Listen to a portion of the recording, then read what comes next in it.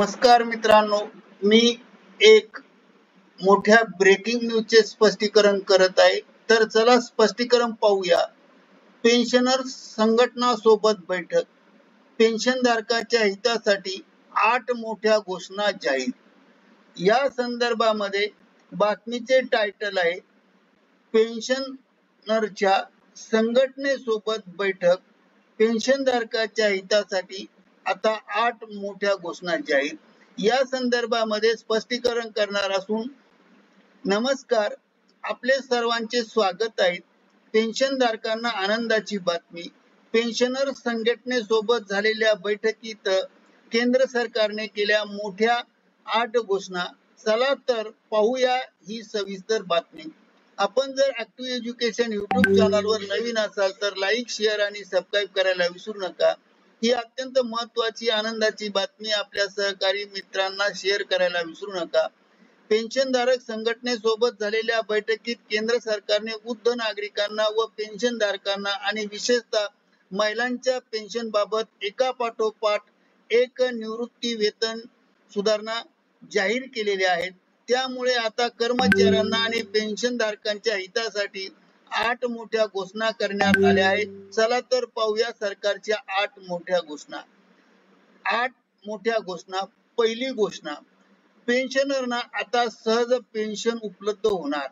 पीपीओच्या manual प्रतीची वाट न पाहता पेन्शन सुरू करणाऱ्या बँकांना सूचना देण्यात आल्या आहेत.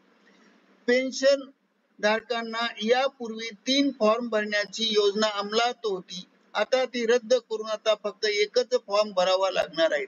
घोषणा क्रमांक 2. घोषणा दुसरी, आता पेन्शन धारक कधीही कोठेही जीवन प्रमाणपत्र सादर करू शकतात.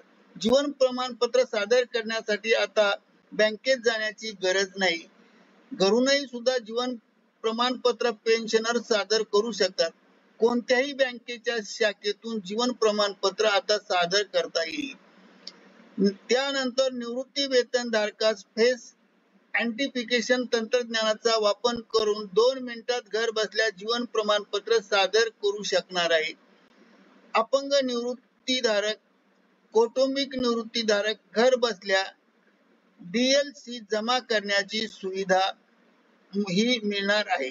घोषणा क्रमांक 3. घोषणा तिसरी, पेन्शन आणि पेन्शनर्स कल्याण विभाग मार्फत महिलांच्या सुद्धा सुधारणा करण्यात आल्या आहेत.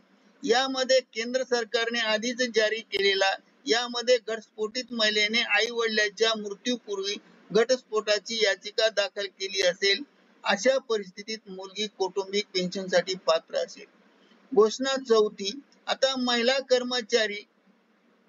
महिला सरकारी कर्मचारी पती हयात असतानाही आपल्या मुलांना कौटुंबिक पेन्शनसाठी वारस म्हणून नामांकित करू शकतात आणि तशा स्वरूपाचे आदेश केंद्र सरकारने निर्गमित केले आहेत. घोषणा क्रमांक 5.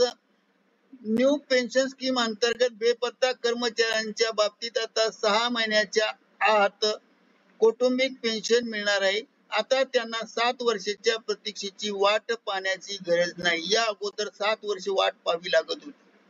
त्यापूर्वी 6 महिन्याच्या आत पेन्शन सुरू होईल. अशा कौटुंबिक पहिल्या 10 वर्षासाठी शेवटच्या पगाराच्या 50% वाढीव दराने पेन्शन मिळेल आणि नंतर शेवटच्या पगाराच्या 30% दराने कौटुंबिक पेन्शन दिले जाईल. अशा स्वरूपाचे पेन्शन न्यू स्कीम अंमलात आली असून लागू राहणार आहेत.